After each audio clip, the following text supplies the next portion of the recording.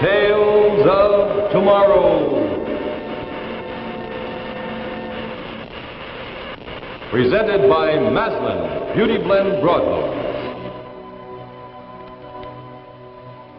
Tonight's Tale of Tomorrow, Seeing Eye Surgeon, starring Bruce Cabot with Ed Jerome.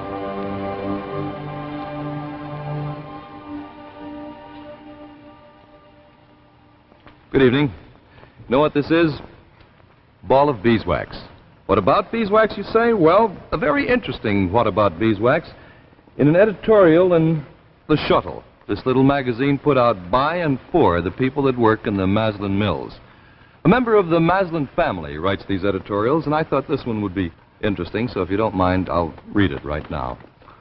Back in the days of Rome, a sculptor who was more interested in money than in art could sometimes cheat a little. If his chisel slipped, if he cut more deeply into the marble than he meant to cut, he would fill the hole with beeswax mixed with marble dust. In time, the wax would crumble and the hole would show. So, honest sculptors marked their works sine cere, S-I-N-E without C-E-R-E, wax. And that's where the word sincere comes from. It means without wax. So the word sincere we use to mean an honest expression of an honest feeling originally meant an honest work of art, a work that would stand the test of time, a work that needed no patching, no correcting, no wax. And that old meaning of the word sincere should be, I think, our goal in every task we undertake, to do each job so skillfully, so honestly, that it is like a perfect piece of art, sincere, to stand the test of time.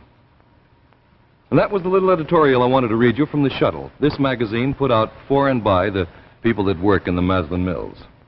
And now C.H. Maslin & Sons bring you tonight's Tale of Tomorrow, Seeing Eye Surgeon, starring Bruce Cabot with Ed Jerome.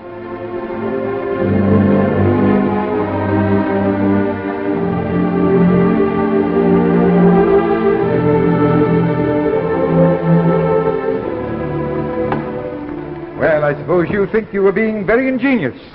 But let me tell you, Dr. Terrell, we almost had a dead patient on our hands. I did what I thought was best. I gave you explicit instructions as to the performance of this operation. I didn't ask you to improvise.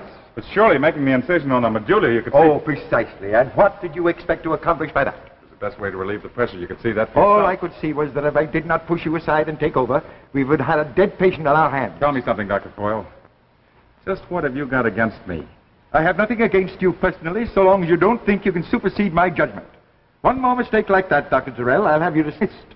You seem to forget that I am the chief surgeon at this hospital. Oh, not Dr. Foyle. I couldn't do that. Just what do you mean by that?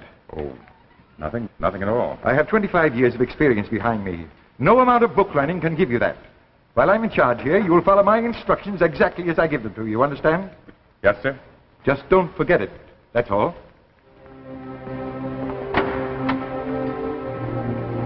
Same old story, huh? Uh-huh. My methods are just too up-to-date for him, that's all. You know, it's too bad that Dr. Foyle won't keep up with the times. Why should he when he can live on his past reputation? Some people still regard him as the finest neurosurgeon in the country. Yes, I know. Tell me, Martha, what's your honest opinion about all this? You mean about what happened in the operating room? Yes. You were doing an excellent job.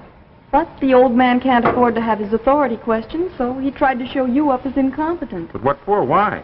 Professional jealousy, maybe. I wouldn't let it worry you.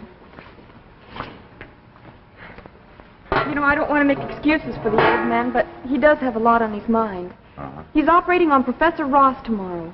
Professor Ross, the nuclear physicist? Yes, and he's in a very critical condition. Dr. Stevens says he has a growth right on the frontal lobe. You know, that's going to be a tricky operation. Yes, I know, but I don't think he'd try it unless he thought he could do it. Ross isn't just another patient, Bob. He's an important man. For our whole national defense may depend on whether he can be kept alive to finish his experiments. I know all that, Martha. But still, I don't see that gives him any reason to pick on me.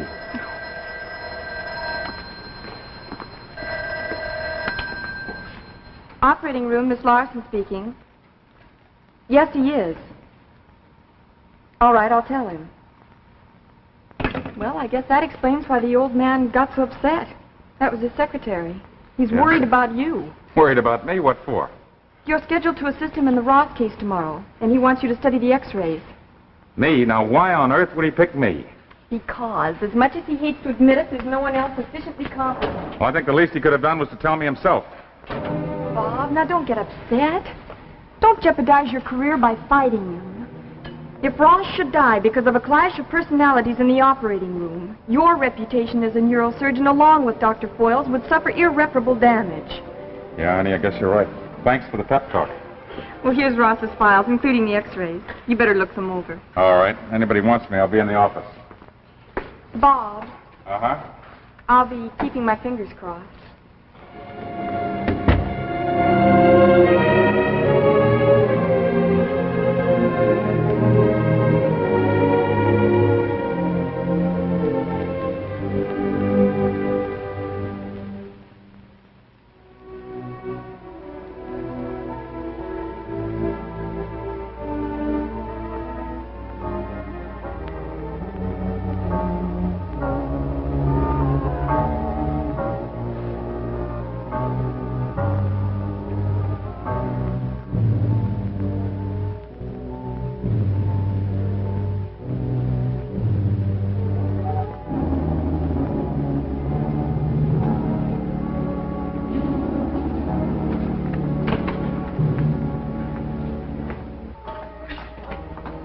You are Dr. Tyrrell.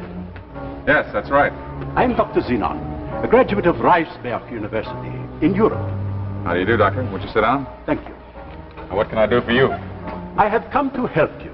To help me? Well, that's very nice of you, Doctor, but look, I don't want you to think I'm rude, but I'm pretty busy just now. This is about Professor Ross. What about him? He is a brilliant nuclear physicist. Yes, I know all that. You see, I read the papers, too. But you are operating on him tomorrow. That is why you are here now. You seem to know a lot about it. You wish to examine the x-rays, to impress every detail of them on your mind. Commendable. But if I may say so, my friend, useless. Quite useless.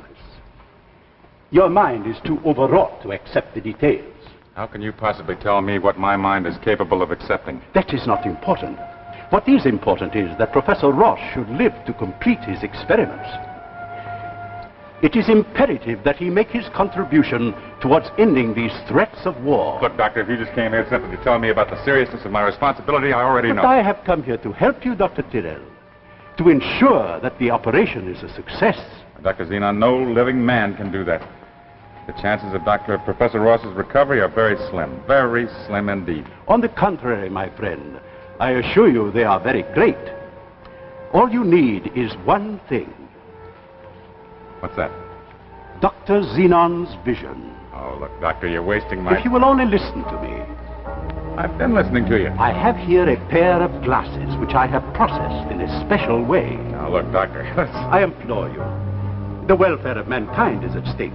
Be reasonable. You be reasonable. This thing's gone far enough. Come on, Doctor, I'm going to have to ask you to leave. No, my friend. Not until you have promised to use the glasses. All right, Doctor, give me the glasses, I promise. That is a promise, remember. Oh, yes, I promise. You will find they have a tendency to become foggy. When that happens, take them off and wipe them with this fluid. All right, I'll try and remember. You must remember, the success of the operation depends upon it. All And right. one thing more. I am only lending these glasses to you for this particular operation.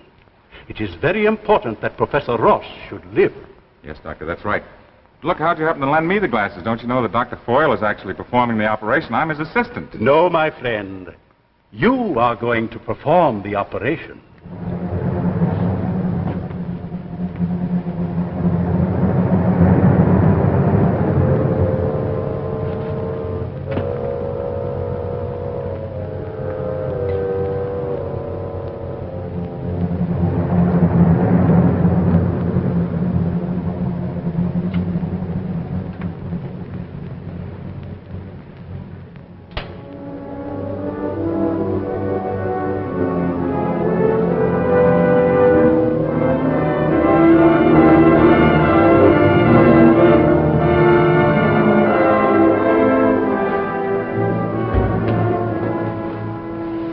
Bob. Hey, Bob. Oh, my... What time is it? It's 2:30. Oh, my, I must have dozed off. Here's Dr. Foyle's data on Professor Ross. Fine. Bob, What? Dr. Foyle has been suddenly taken ill. He has? When? A while ago, I just left his office. What about Professor Ross, that operation tomorrow morning? That's what I'm trying to tell you. Dr. Foyle has appointed you to perform the operation. Me? Dr. Xenon was right.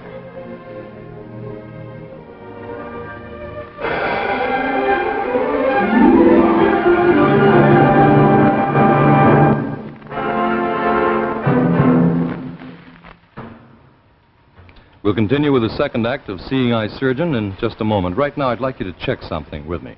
Now, for the past year, I've been identified with the fine products of C.H. Maslin and Sons. You know, Alan Edwards, the rug man. And my friends have sort of been challenging me on the whole proposition of selling carpets by television. Well, I can always lean back on the old adage that seeing is believing. Now, here, for instance, is Maslin's Polonaise. This lovely conventionalized rendering of the leaf pattern gives this new broadloom a happy affinity with either contemporary or 18th century furniture, a sure guarantee for any decorative theme. Now take a closer look. Polonaise is a real Wilton weave in high and low round wire pile, lending unusual texture and providing an element of pure luxury underfoot. Now, from a color aspect, well, that's no problem at all. All you've got to do is glance around your living room and decide what color carpet you would like to go with your present color scheme. The odds are that Maslin can match it. All Maslin carpets are made with a constant eye on the keynote in color, and of course, the quality and craftsmanship which is typical of all Maslin products. Just as a hint, Polonaise is notable in that it is available in eggshell white, a really important color in today's trend towards smart floor coverings.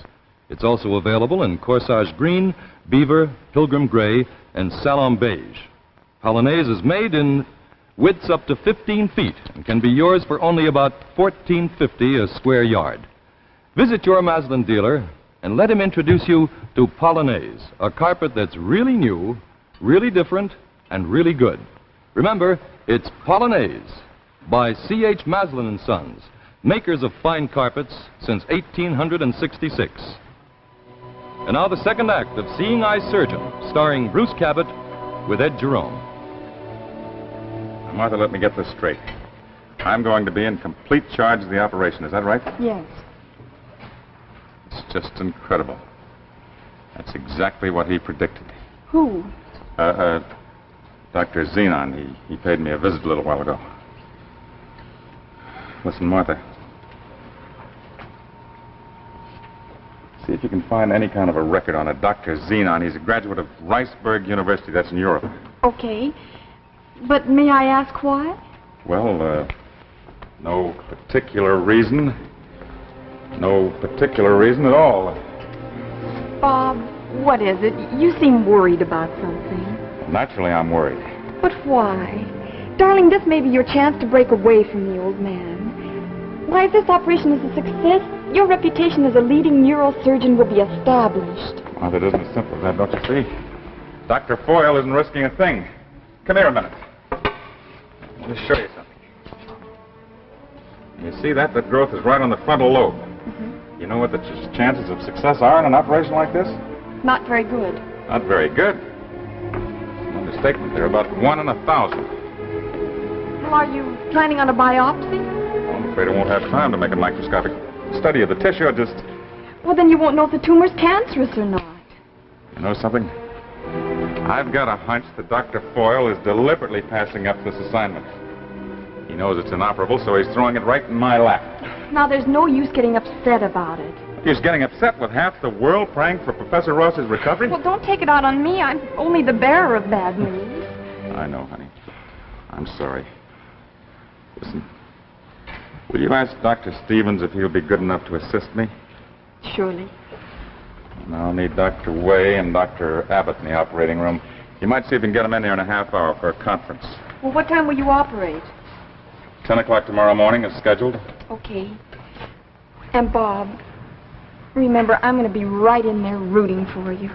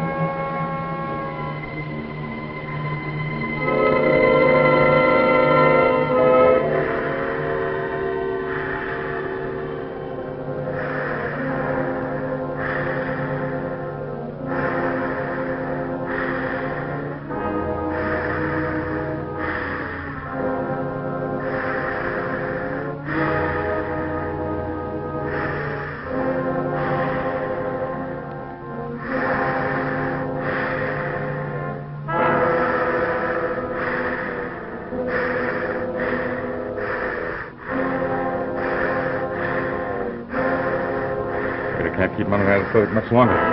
He might go back into shock. I run the risk of having to perform a lobotomy. No, my friend. You are going to perform the operation.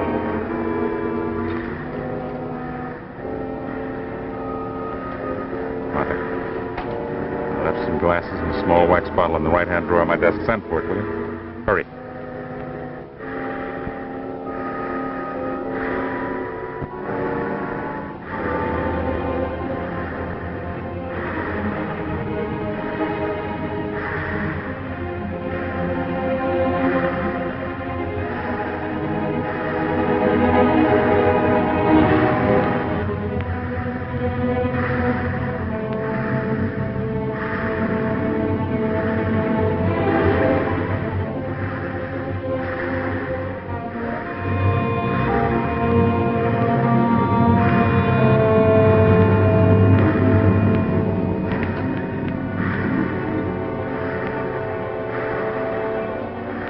Good. Put the bottle down. Give me the glasses.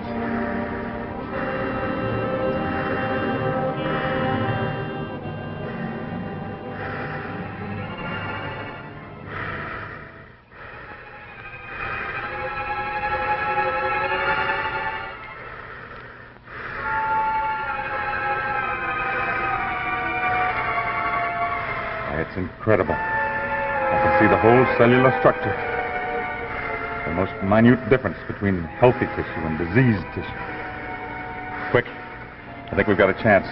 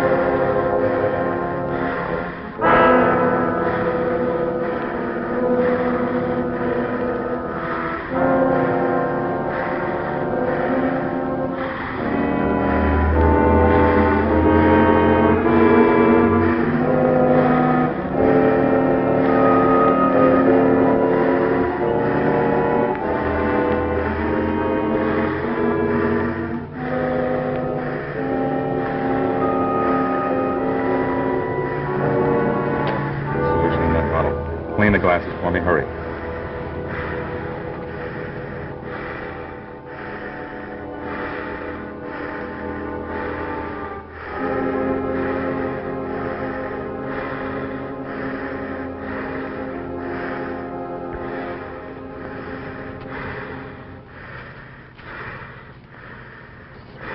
Night.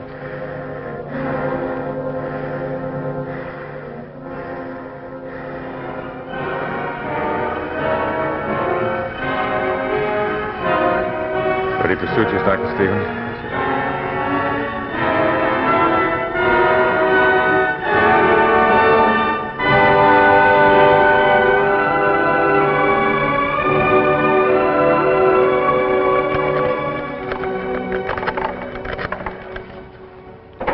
St. Jude's, put me through to Dr. Terrell's office. Terrell, this is Dr. Foyle. I just read the report on the Ross operation. I can't make head or tail of it. It certainly does need some explanation. It reads more like something out of a comic book than a surgeon's report. Now, wait a minute. I'm here at my home, but I'll be at the hospital in 15 minutes. You wait there in your office for me. I want to talk to you.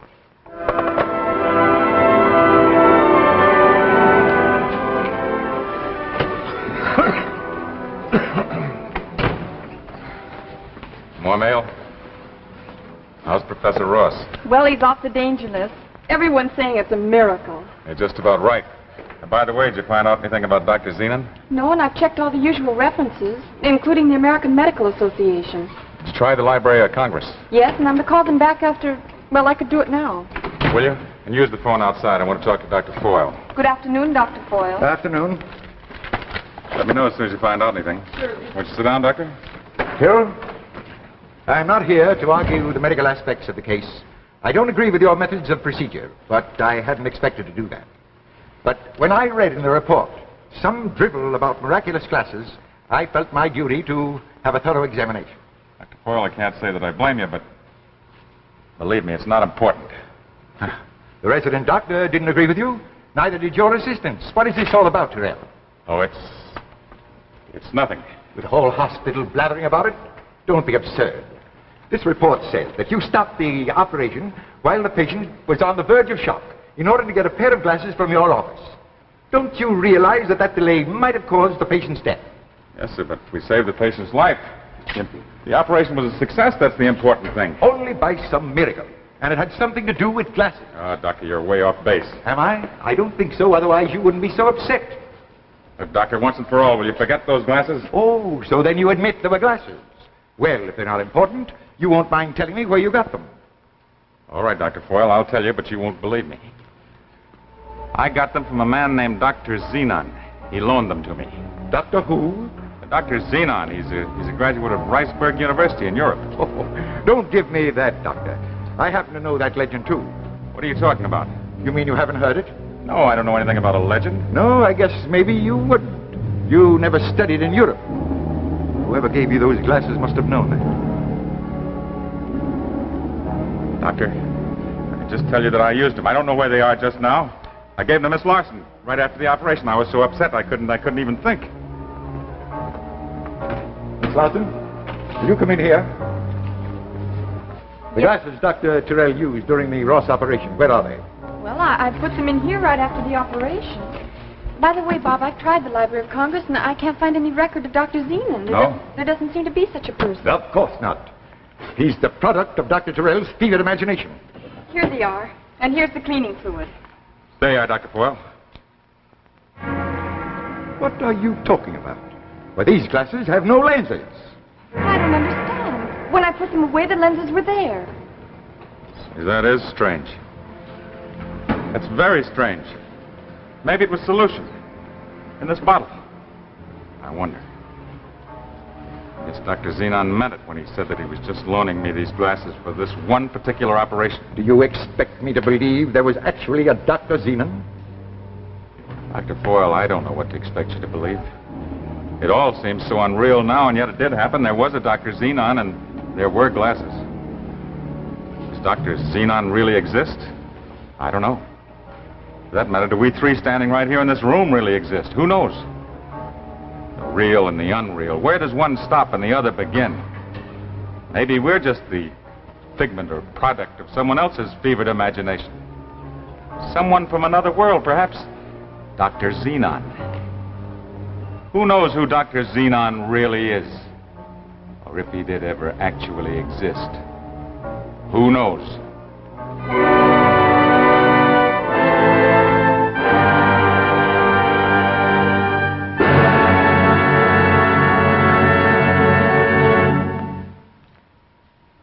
And so we end tonight's Tale of Tomorrow. Now, don't go away. You'll be sorry because I've got something for you.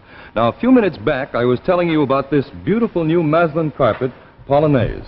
Well, Polonaise, of course, like all Maslin Beauty Blend broadlooms, has this color guide label to help you in home decoration. Now, look back at me again. Look at this.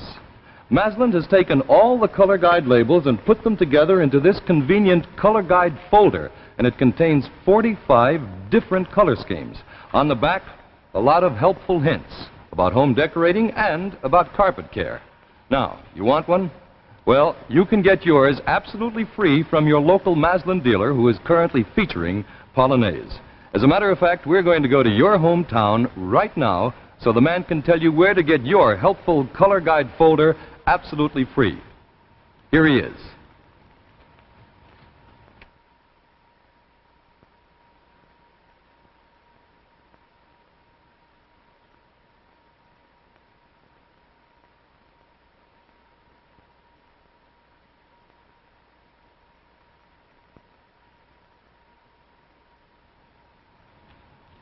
We're very happy to be able to announce that Tales of Tomorrow has been honored with the first annual Galaxy Magazine Television Award on the basis of the shows A Child is Crying and Ahead of His Time. Since Galaxy is one of our leading science fiction magazines, we're especially proud that it should have singled out our show for this very great honor. Next week, Tales of Tomorrow will present Jackie Cooper and Edith Fellows in The Cocoon, a story of suspense and terror which we guarantee will provide you with 30 minutes of tension and shock. We feel that The Cocoon will rank high as one of the most unusual stories ever presented on television. This gripping tale of tomorrow will be brought to you next week by Chrysler, the name that makes news in watch bands. Next week, Tales of Tomorrow will be presented by Chrysler Watch Bands. And here's Chrysler's new Golden Comet watch band for men. It makes your watch look better than new and dresses up your appearance, too.